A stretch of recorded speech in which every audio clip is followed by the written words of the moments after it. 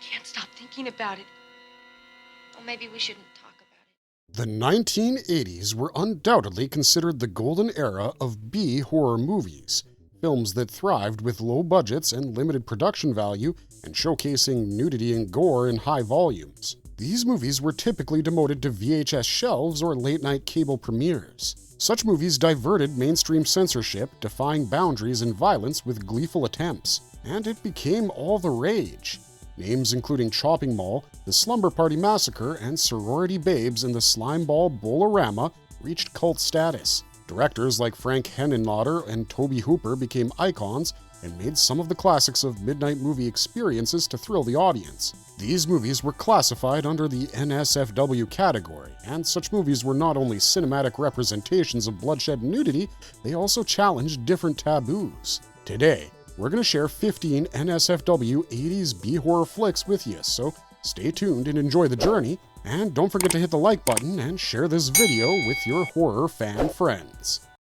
Hollywood Chainsaw Hookers, 1988. Hollywood Chainsaw Hookers is a black comedy horror movie. This one's directed by Fred Olen Ray. The story follows private detective Jack Chandler in search of Samantha, a teenage runaway in Los Angeles' sordid nightlife. During his investigation, Chandler encounters a curious and deadly cult of prostitutes. These prostitutes worship chainsaws, and they're led by a mysterious stranger. As peculiar as these prostitutes are, they charge an arm and a leg in a literal sense by using their real chainsaws in the erotic rituals. These hookers dispatch clients with ritualistic violence. Chandler invades their immoral ceremonies, passing through rooms filled with arcade games while encountering Mercedes and Lori, the two seductive recruits. In his attempt to find his way out, Jack Chandler unearths the cult's plan to indulge in a bloodbath at a party. With each challenge of the chainsaw fight, Chandler's zeal for survival is put to the test. Finally, in a rain-drenched courtyard face-off, Chandler defies time to save Samantha before she's put forth as the next sacrifice.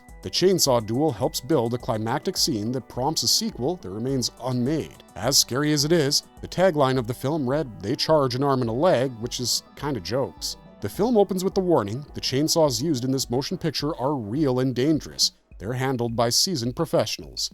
The makers of this motion picture advise strongly against anyone attempting to perform these stunts at home, especially if you're naked and about to engage in strenuous sex. Interestingly, the film was shot in about 5.5 days.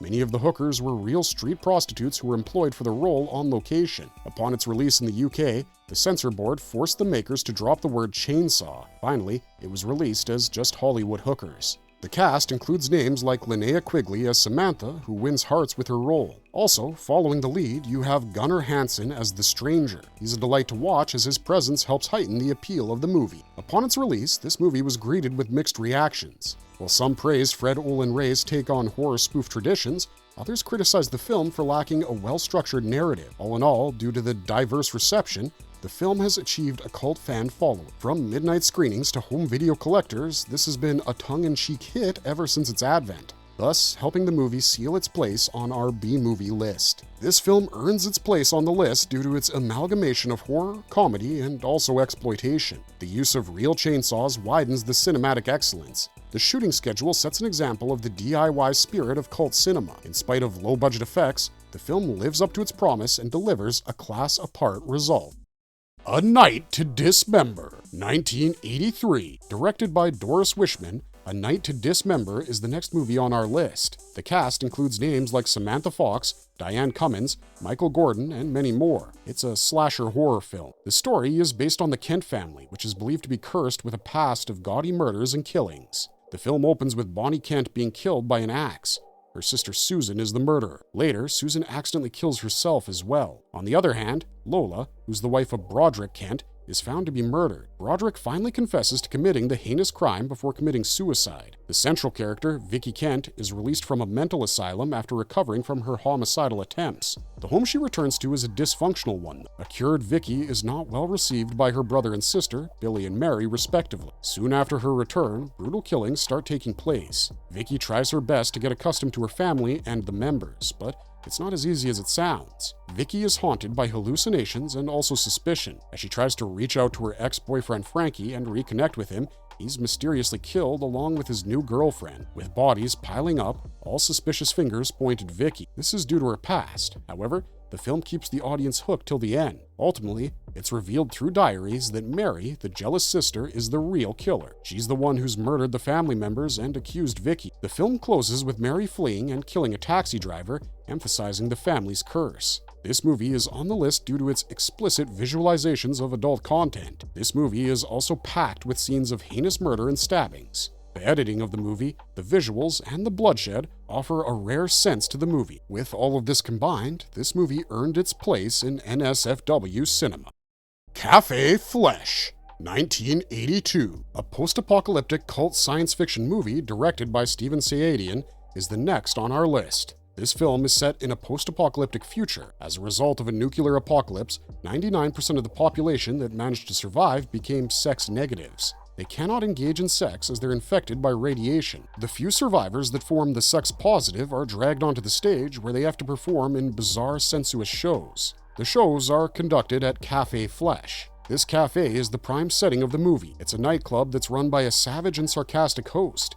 His name is Max Melodramatic, and Andy Nicholas plays this role brilliantly. The story follows a young couple, Nick and Lana, as they fight the trauma and envy that stem from their condition. Nick is sex negative, whereas Lana is sex positive. As a result, she's compelled to perform on stage. With time, Nick grows jealous and emotionally distant. On the other hand, Lana becomes a part of the vivid stage shows. The climax of the movie is bitter, and there are questions about intimacy and control of the body in an iron-fisted society. Shot by cinematographer Francis Delia and produced by Larry Ravine, this movie's narrative had an artistic touch which helped it earn cult status. This movie redefined what an adult movie could contain. It merged erotica with science fiction, and it doesn't stop there. Additionally, there are sparks of performing arts and social analysis. This imaginative portrayal of a sexless society pinpoints the psychological width of desire and suppression. With a spectacular set and a stirring ambiance, this movie exceeds exploitation to become a bold statement on human alienation. Few movies succeed in making a mark in world cinema, and it's the originality of this movie that makes it a part of the list. The Slumber Party Massacre, 1982. The next film on our list is The Slumber Party Massacre. It's a typical 80s slasher film that follows Trish Devereaux, a young high school senior who decides to host a slumber party while her parents are absent. Mr. David Contact, her neighbor, is assigned to keep an eye on the girls. Trish gets ready to head to school, and meanwhile, Russ Thorne, a serial killer, escapes from behind bars and kills a telephone repair woman. After killing her, he then steals her van. Trish joins her friends, Kim, Jackie, and Dane, and she also invites a new girl, Valerie. However, Valerie declines the offer. That day, a girl from school, Linda, is attacked and presumably killed by Russ. As the party sets in, the girls get intoxicated. Russ kills the neighbor, Mr. Contact. Dane's boyfriend is killed by Russ before the latter could enter the party. Inside the house, Russ kills Jackie and Kim brutally. Coach Jana also sees a brutal ending at the hands of the killer. Valerie attacks Russ with a machete but fails to kill him. He falls and drowns in a swimming pool. Moments later, he emerges from the pool and attacks the group again, but this time, Valerie finishes him off. The original screenplay for the movie was penned by feminist author Rita Mae Brown. She cleverly blended satire and gore, but the final movie was shot as a straight horror film. The film is one of a kind due to the involvement of women in the writing department as well as the direction. This film has gained cult status and is recognized as a female powerhouse product, one that seems very rare in this genre. Blood Orgy of the Leather Girls, 1988. Michael A. Lucas, under the pseudonym Meredith Lucas, released Blood Orgy of the Leather Girls as a low-budget cult horror thriller in 1988. The cast is led by Robin Gingold as Sarah, Joanne Wyman as Fleabrain, and Simone Margolis as Dorothy. The movie opens with a lengthy sequence of contrasting scenes: shadowboxing, a football match, and a velvet painting of Charles Bronson with a gun. It's an amalgamation of different moods. The audience is introduced to the 4 students of St. Jerome's School for Girls. The girls carry pocket knives inside their bras and wear their regular school uniforms.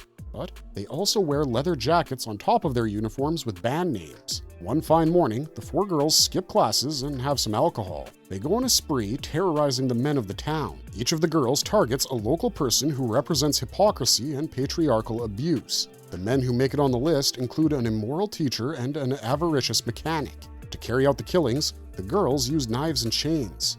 They not only kill, they also disfigure and maim their victims. Then the girls return to school for an afternoon tea dance. At the dance, Dorothy is surprisingly found collapsed on the floor. Witnessing the loss of their friend, the other three friends, Sarah, Rawhide, and Fleabrain, go on to unleash bloodthirsty attacks on the men. The girls hold the men captive and torture them before killing them. Michael A. Lucas, the director, said in an interview that he had used a female pseudonym in the hopes that the film would be taken as a sufficiently serious, though rather muddled, feminist statement. Lucas even considered using a female friend to pose as Meredith during public appearances. He also shot some making-of promos, but later decided to keep production more secretive by spreading a rumor that Meredith had committed suicide. This was just a marketing scheme, and a rather exploitative one at that. The movie Blood Orgy of the Leather Girls makes its place on the list for the fearless portrayal of sexual violence. Also, despite its low budget and the slow distribution, the film still managed to gather quite a cult status. This is due to the unique style and controversial theme.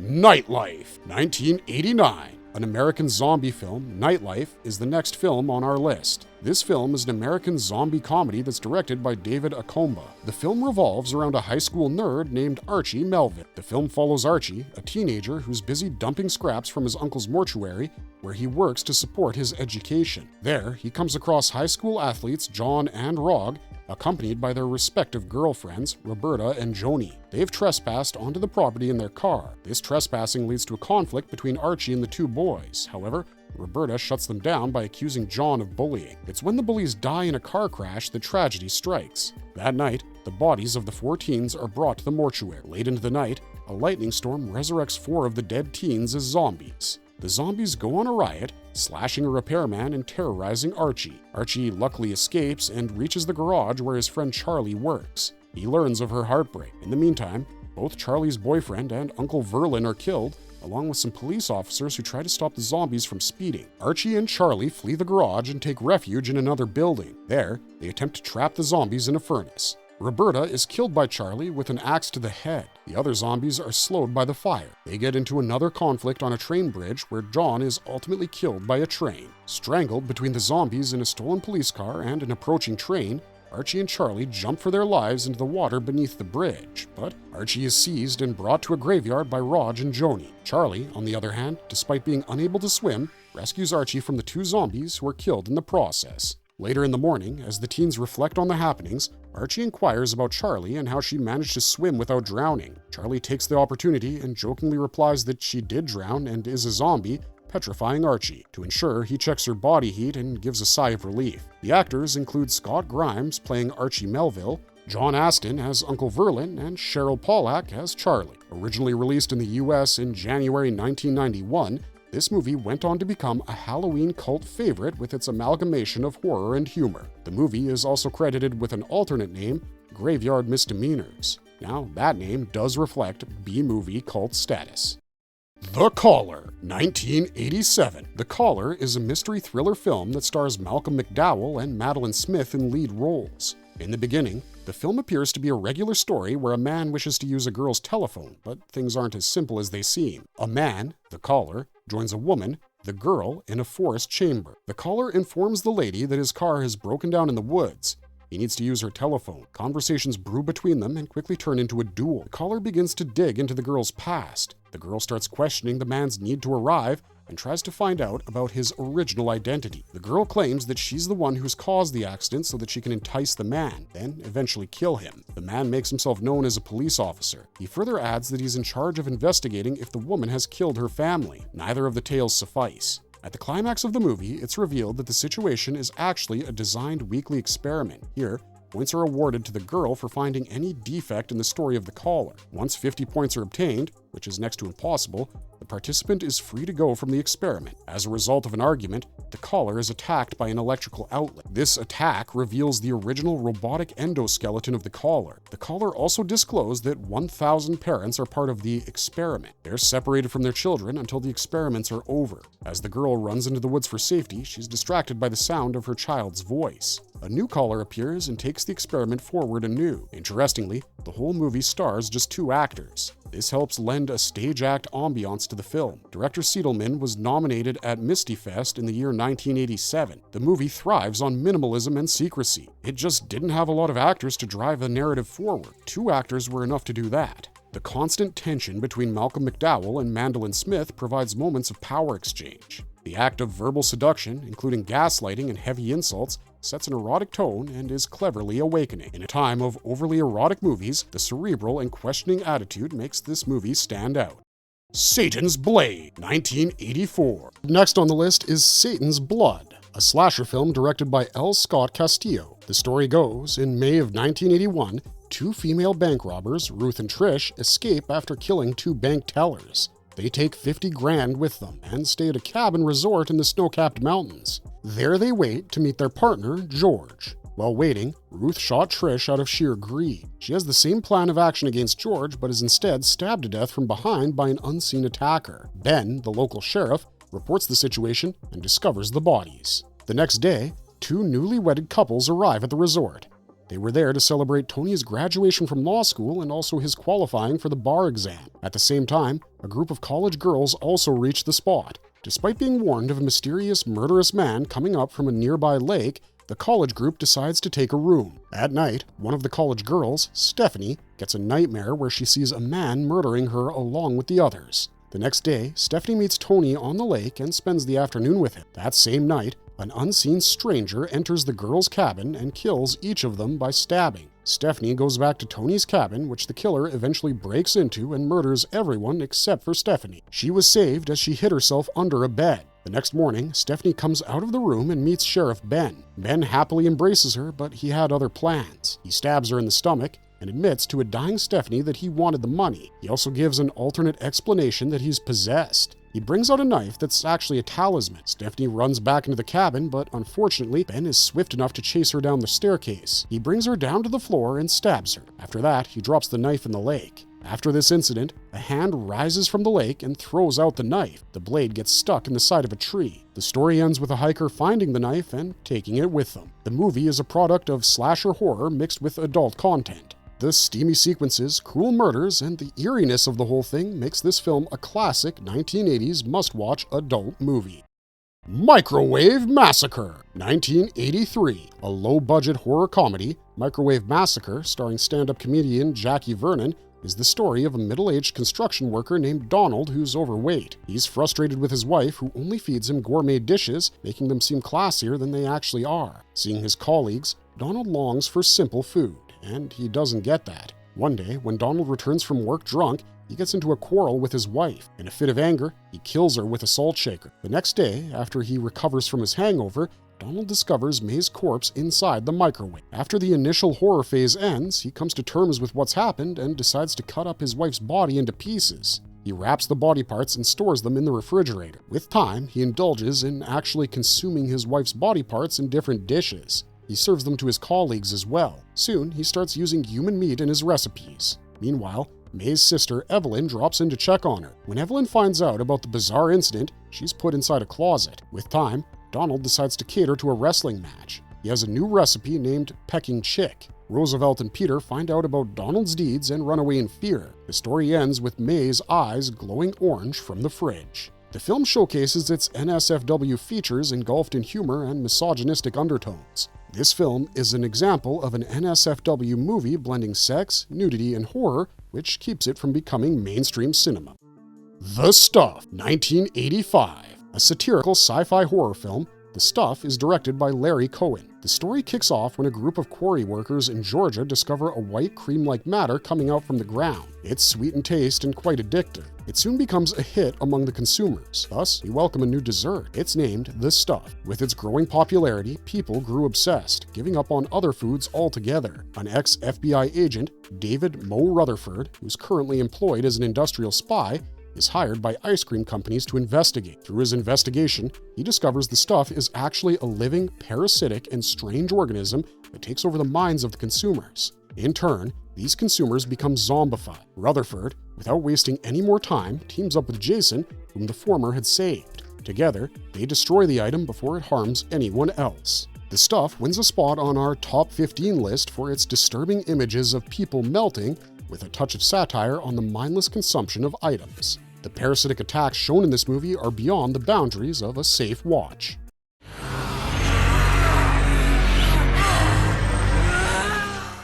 Sorority Babes in the Slimeball Bowl-orama, 1988. Up next, we have one of the most ridiculous horror comedies of all time. Three college boys spy on and eventually enter a sorority initiation. All of them break into a bowling alley to steal a trophy. This was part of the pledge, but in the process, they accidentally release an evil imp whose name is Uncle Impy. He was trapped inside the trophy. This prankish imp grants a wish that turns deadly. Things quickly devolve into chaos when the imp possesses and transfigures the group. Trapped inside the trophy, the survivors must battle against the terrific reign of the imp and escape from the bowling alley, which is actually a slaughterhouse. Cheesy one-liners and heavy bloodshed are all wrapped into a horror comedy setup, and this movie's not one you should miss if you're looking for your next NSFW flick. Don't go, I'll come and... Drowning! The Lair of the White Worm, 1988. The next film on our list, The Lair of the White Worm, is loosely adapted from a novel by the same name. The setting of the story is a small English town that celebrates the legend of the White Worm. This white worm was slain in a large cave by John D'Ampton. To celebrate the victory, an annual festival is organized. They dance and honor their hero's descendant, James D'Ampton. The sword with which the worm was killed is placed in the D'Ampton house. After a string of incidents, James teams up with Angus Flint. Flint is an archaeologist, and both of them study the place. They soon discover Lady Sylvia, who's a priestess of the Old World snake cult. She's found to be a worshipper of the worm. She's also seen plotting the sacrifice of a virgin to the same god, Dionin. Lady Sylvia spits poison and entices victims. She also wears a metal strap-on, and she's indomitable, but she too has her flaws. Lady Sylvia is trapped with the help of a snake-charming tune, which leads to her defeat. This film is packed with horror and dark humor. Altogether, with the daring imagery and the shocking dream sequence, this movie provides a mind-blowing viewing experience for audiences. White of the Eye, 1987. If you're a fan of giallo movies, you surely know about White of the Eye. Released in 1987, this movie was directed by Donald Cammell. The movie follows Paul White, who's Arizona's go-to sound system engineer. Several rich young women are murdered, and all of the killings share a particular signature of a serial killer. While investigating, Detective Charles Mendoza suspects Paul White. Paul's wife, Joanne, doubts her husband's innocence in the case. Certain flashbacks show that Paul seduced Joanne away from her then-boyfriend Mike. This hints at Paul's hidden urges. Joanne then discovers evidence that shakes her out of her wits as the investigation proceeds. She finds some twine peeking out from beneath the bathtub. This cements Joanne's belief that the killer was none other than her husband. With the tension rising in the climax, Paul chases both Joanne and their daughter into an abandoned quarry. Mike is seen to reappear with arms. Both Mike and Paul are killed in a feud. Joanne and her daughter escape. She then recollects how she had spent 10 years with Paul while speaking to Detective Mendoza. This movie is a sheer blend of psychological unease and deep-rooted tension. It's violent and has an intense and shaking climax. No doubt it deserves a place on this list. Sleepaway Camp, 1983. Sleepaway Camp is a slasher movie written and directed by Robert Hiltzik. The story kicks off in 1975 when a boating mishap kills Angela Baker's father and her sibling. Angela survives the accident, but she's traumatized and raised by her aunt, Martha. Martha is quite unconventional, and that's evident in the way she brings up Angela. 8 years down the line, Angela and her cousin Ricky go to Camp Arawak. Angela, being a shy kid, is a victim of bullying by the fellow campers. Things seem to be normal initially, but mysterious killings start taking place at the camp. People who torment and bully Angela get killed. Suspicions grow as the killings grow in number, and at the climax of the movie, a shocking revelation is made. Angela is actually Peter, the one who died on the boat all those years ago. He was raised as a girl by his aunt, and guess what? Peter, disguised as Angela, is the one doing the murders. This movie is notable for its ending, which was deviant from normal narratives. This movie has an intense psychological theme in addition to brutal killings, but most famously, the twisted ending of the film helps seal the complex nature of it. For this reason, it definitely makes our list today. Shopping Mall, 1986. This film is set in Park Plaza Mall. 3 high-tech security robots are designed to look after the security of the mall after working hours are called off. These robots are equipped with tasers and tranquilizer guns. One night, a group of teenage mall employees decide to throw a party inside the mall after it closes. During a storm, The security system of the mall is disrupted and starts to malfunction. The robots, named Protectors 1, 2, and 3, malfunction and kill technicians and a janitor before their nightly duty. Since the robots were assigned to keep the mall safe from trespassers, the malfunctioning robots start viewing every human as a threat to the mall. The teens struggle for survival, and there are losses along the way. The ones who survive the robots' attacks use traps such as propane tanks and mall mannequins to divert their attention. The two survivors, Allison and Ferdy, succeed in destroying the last robot by enticing it into a paint store. They then ignite the chemicals. At the end of the movie, a fourth robot surfaces, suggesting that the show still isn't over. The film was originally titled Killbots, but it was renamed Chopping Mall, which we gotta admit we love. This movie serves as a critique of consumerism, which was prevalent in the Reagan era. Chopping Mall is filled with killer robots and exploitation. There's a whole bunch of robotic graphic violence shown inside a shopping mall. The techno-horror setting makes the film a striking one and gives it its rightful place on our NSFW horror list.